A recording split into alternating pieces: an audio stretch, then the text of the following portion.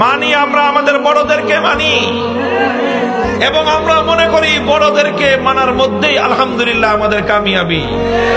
আমি যতক্ষণ পর্যন্ত বড়দেরকে মানবো, আমার ছোটরা আমাকে মানবে। ওইদিন এক জায়গায় বলেছিলাম যে আমাদেরকে আমাদের ছাত্ররা বাতাস করে পিছন থেকে, এটা দেখে অনেকে খারাপ লাগে, হুজুরে আবার বাতাস করে। আমি বলছি বেটা বাতাস করবে না তো করবে কি? আরে আমি তো শাইখুল হাদিসের ছেলে হয়ে 7 বছর বয়স থেকে ওস্তাদের খেদমত করা শুরু করছি।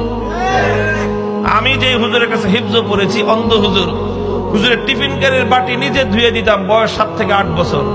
টিফিন কারির বাটি ধুয়ে টিফিন কারি নিয়ে বাসায় আসতাম, মা খাবার বেড়ে দিতেন, শাইখুল হাদিসের আহলিয়া